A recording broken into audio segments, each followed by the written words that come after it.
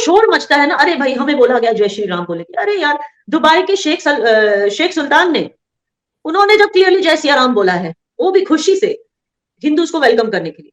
तो भाई जब जहां पर इस्लाम का आगाज हुआ है, जिस अरेबिया में, वहां के लोग जब, जिनको हिंदू जय श्री राम बोलने में प्रॉब्लम नहीं, यहाँ बड़े आए, अपने आप को पता नहीं किस मजहब का समझते हैं कि भाई जय श्री राम बोलना गलत है। तो ये चीजें actually these are very wrong, और ये एक यूनिटी के लिए बहुत खराब है कि भाई हम पर होली का रंग फेंक दिया। अरे तेजाब थोड़ी फेंका है, होली का रंग ही फेंका है। मुसलमानों को ये समझने की जरूरत है, और महबूबा जी ने ये एक एग्जाम्पल रखा है सबके सामने कि मुसलमानों को समझने की जरूरत है कि हम रहते हैं हिंदू लैंड में, बिकॉज आज हम मुस्लिम होंगे, लेकिन एक जमाने में हम सबका जो डीएनए था, जैसे मोदी जी कहते हैं हम सबका डीएनए हिंदू ही है, तभी तो हम इंडियन हैं। Indian is an English word for Hindustani, ठीक है ना। तो ये चीज हमें भूलनी नहीं चाहिए, ये हमारी रिचुअल्स है, हमारे परदादा कर चुके हैं, हमारे एंसेस्टर्स कर चुके हैं, इसमें कौन सी शर्म वाली बात है। सो यही चीज है, यही चीज बिलावल भुट्टो ने भी की। ही वॉज ऑल्सो डूइंग पूजा अभिषेक जिसको कहते हैं, आई थिंक लास्ट ईयर का उनका एक वीडियो सामने आया, where he was doing it. So it's a very nice gesture. Indirectly that, अगर एक लीडर दिखा रहा है कि मुझे भाई इस चीज में कोई प्रॉब्लम नहीं, तो उसके फॉलोअर्स भी समझते हैं कि इस चीज में कोई प्रॉब्लम नहीं, तो it's a very good thing. और हिंदू मुस्लिम यूनिटी के लिए लीडर्स को ये करना चाहिए, एंड रेगुलरली करना चाहिए। जैसे अगर it's not a big deal कि डॉक्टर फारूक अब्दुल्ला साहब ने अपनी फोटो लगा दी सोशल मीडिया पे, फर्स्ट क्लास में हज पे जा रहे हैं। आप सोचिए कश्मीर में because of no employment, lack of employment की वजह से यंगस्टर्स जो हैं वो खुदकुशी कर रहे हैं, झेलम रिवर से कूद के, कितने केसेस सामने आए। अच्छा मैं मानती हूँ कि इसमें गवर्नमेंट की फेलियर है, लेकिन फारूक अब्दुल्ला क्या करेंगे, सुबह उठेंगे, बीजेपी को गाली देंगे, एलजी गवर्नमेंट को गाली देंगे, सो जाएंगे। लेकिन कितना पैसा खर्च करते हैं वो एक फर्स्ट क्लास टिकट में, हज पे जा रहे हैं एक फर्स्ट क्लास टिकट पे। और वही अगर वो इकोनॉमी से गए होते और वो पैसा किसी गरीब को दिया होता, कम से कम उसकी बच्ची या बच्चा मरने से बच सकता था। I am just giving you example. तो मैं बता रही हूँ कि सोशल मीडिया पे फर्स्ट क्लास की टिकट चेपने का क्या मतलब है, इससे किसी को क्या हेल्प होगी। लेकिन महबूबा जी ने जो किया, उससे जो है हिंदू मुस्लिम यूनिटी में, हिंदू मुस्लिम यूनिटी बरकरार रह सकती है। So it's a big thing. These leaders must understand what they post and what they don't post on social media makes a big difference to the masses. अच्छा, yes. क्या ना आपने कहा कि महबूबा मुफ्ती के इस कदम से हिंदू मुस्लिम यूनिटी मेंटेन हो सकती है, बरकरार हो सकती है। लेकिन जो 1986 में मुफ्ती मोहम्मद सईद के सर जो अनंतनाग का जो ये इतना बड़ा उनके ऊपर जिम्मा है, जो कुछ भी हुआ अनंतनाग में, आपको नहीं लगता कि अगर आज वो हिंदू मुस्लिम यूनिटी को लेकर आगे इनिशिएटिव्स ले रहे हैं, तो जो आई एम श्योर कि उनके सामने सारी चीजें हुई हैं, उनको पता है सारी चीजें, तो आपको नहीं लगता कि उनको जो कुछ भी हुआ पास्ट में, उसके लिए उनको जो कश्मीर के हिंदू उनसे माफी मांगनी चाहिए आगे नई शुरुआत करने के लिए? देखिए पास्ट में जो हुआ ना, तब कौन सी गवर्नमेंट थी और आज कौन सी गवर्नमेंट है, फर्क है। आज वो गवर्नमेंट है, आज एक हिंदुस्तानी गवर्नमेंट है। मैं हिंदू नहीं बोल रही हूँ, हिंदुस्तानी गवर्नमेंट है। पहले जो है फॉरेन गवर्नमेंट थी, इंडिया को जो रूल कर रही थी। And why am I saying it foreign, not only because of Sonia Gandhi, not only because of Sonia, उसके पति भी बाहर पड़े हुए हैं, ठीक है ना, उसका बेटा भी बाहर पड़ा हुआ है, ठीक है ना। They belong to Abrahamic religion, ठीक है ना। इब्राहिमिक रिलीजन, हम मुस्लिम हैं दोनों, लेकिन we know for a fact कि इब्राहिमिक रिलीजन जो है इंक्लूडिंग इस्लाम, वो इस धरती का नहीं है, वो बाहर से आया है।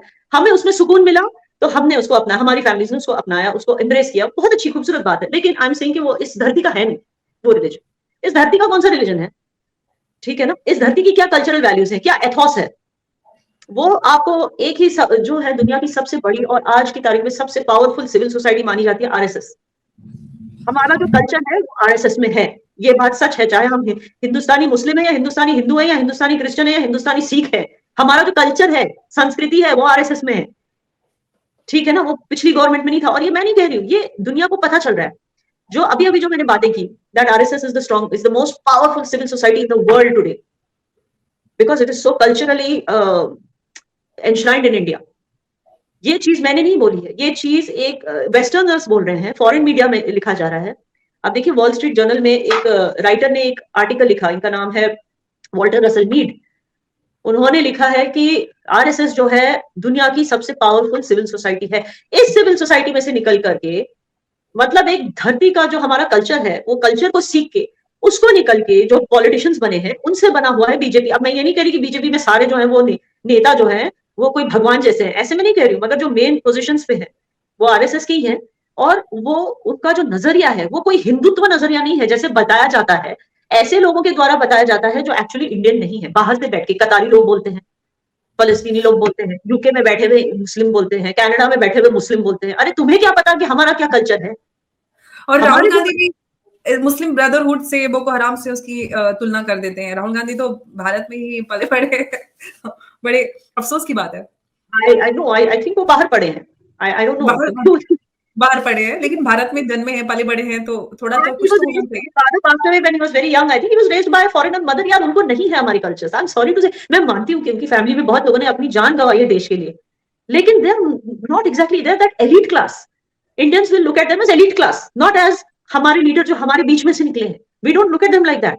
लेकिन आरएसएस को हम ऐसे देखते हैं, और इनका जो नजरिया कोई हिंदुत्व नजरिया नहीं है। इनका नजरिया, अगेन इसी वॉल्टर रसल मीड ने बोला है कि इनका जो नजरिया है, जब इनका इंटरव्यू लिया जाता है, ये एक ही बात करते हैं कि इंडिया को कैसे ग्लोबल सुपर पावर बनाना चाहिए, इंडिया में कैसे लोगों की इकोनॉमी अच्छी बेहतर होनी चाहिए, लोगों को सारे हक मिलने चाहिए। और जब वो लोग ये सब बातें करते हैं, वो हिंदू और मुस्लिम बोलते ही नहीं। आरएसएस वाले ना हिंदू ना मुस्लिम कुछ नहीं बोलते, बस बोलते इंडिया। ठीक है ना, ये आरएसएस है। इसमें से निकला है बीजेपी का जो मेन जो हेड है। I am not talking about all the नेतास। मुझे पता है कि इसमें बहुत सारे ऐसे भी नेता हैं जिन्होंने सिर्फ करप्शन किया है, जिन्होंने बीजेपी का नाम खराब किया है, ठीक है ना, या जो लोग बीजेपी में यकीन रखना चाहते हैं उनको भी बदनाम किया है, स्पेशली मुस्लिम।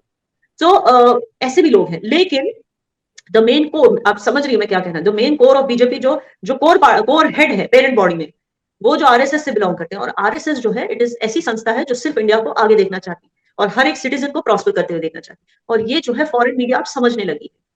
तो अब क्या है, when you are living with people जो who are majority Hindus, and when you know कि आरएसएस एक ऐसी संस्था है जो किसी को अपीज नहीं करती, ठीक है ना, मुसलमानों को अपीज नहीं करती, इसका ये मतलब नहीं कि हिंदूज को अपीज करती है।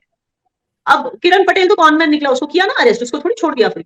वही मैं कह रही हूँ कि किसी को अपीज नहीं करती, लेकिन सोशली हमें ये पता है कि we are living in a place जहां पे हिंदूज ज्यादा हैं, ये हमारे ही भाई बहन है। अगर हम ये बात समझते हैं कि ये हमारे ही भाई बहन है, तो जाहिर सी बात है उनके त्योहारों में हिस्सा लेना is part of our culture. अगर हम खुद को इंडियन बोलते हैं, हमें इंडियन गवर्नमेंट से सारे राइट्स चाहिए, इंडियन कॉन्स्टिट्यूशन की बात है, तो पहले तो हमें मानना होगा हम इंडियन है। And how can we agree that we are Indian, because we have to agree कि इस्लाम के आने से पहले, इस्लाम की आमद से पहले हम हिंदू थे सारे के सारे। जिस दिन हम ये मानेंगे, तब हम हकदार हैं उन राइट्स के जो हमको इंडियन गवर्नमेंट से मिलते हैं। और जिस दिन हम ये मानते हैं, उस दिन हमें होली मनाने में या अभिषेक पूजा करने में कोई प्रॉब्लम नहीं होनी चाहिए। So this is a twist which Indian Muslims have to understand. बिल्कुल, और ये एक बहुत ही गंभीर समस्या है, और जो बहुत बेसिक और कॉमन प्रॉब्लम है जो मुसलमानों में देखी जाती है, जो कल्चर और रिलीजन को मिक्स कर देते हैं। और अनफॉर्चुनेट है कि भारत में ही ये सारी चीजें पाई जाती हैं, क्योंकि हम वो जगह, वो देश जहाँ से इस्लाम निकला, एमबीएस की हम बात करते हैं, बल्कि भारत के मुफ्ती मौलाना तो एमबीएस को भी इस्लाम से थोड़ा सा खारिजी करते हुए नजर आते हैं। उसके कितने सारे मौलानाओं ने मेरे शो पे कहा, अरे उसको कहाँ इस्लाम पता है, वो तो बिका हुआ है यहूदियों के हाथ एंड ऑल दैट। तो एमबीएस को भी अगर इस्लाम से खारिज, इजराइल से ज्यादा पैसा है, वो क्यों बिकेगा जाके? वो बस चाहता है कि मेरी कंट्री में जो है, ये जो मौलाना मौलवी हैं, इनकी जो पावर है वो कम होनी चाहिए। I don't want my country to be ruled by these people, and he is right, because ये अपने ही रूल्स एंड रेगुलेशन बना, ये खुद, मैं एक बात बताऊं अंबर, ये मौलवी मौलाना खुद इस्लाम से भटके हुए लोग हैं। जिस तरह की तकरीरें ये आजकल करते हैं औरतों को लेकर, उनके जिस्म को लेकर, ये खुद इस्लाम से भटके हुए लोग हैं।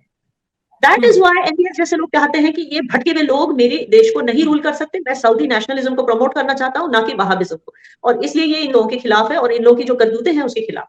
एंड मुझे नहीं लगता वो गलत है जी। एब्सोल्युटली। और हर एक देश का जो भी लीडर होता है, वो अपने देश की डेवलपमेंट के बारे में, तरक्की के बारे में सोचता है। एमबीएस भी या फिर हम पूरे मिडिल ईस्ट की बात करें, वहां पे पूरी तरह से हम पैराडाइम शिफ्ट देख रहे हैं, डेवलपमेंट हो रहा है, सोच में, थॉट प्रोसेस में, आइडियोलॉजी में हम बदलाव देख रहे हैं। तो ये एक बहुत ही अच्छा एक बदलाव है पूरे साउथ ईस्ट एशिया के लिए, और भारत तो उसमें एक लीडर के तौर पे आगे बढ़ रहा है। तो ये हमारे, हम सब के लिए एक बहुत गर्व की बात है।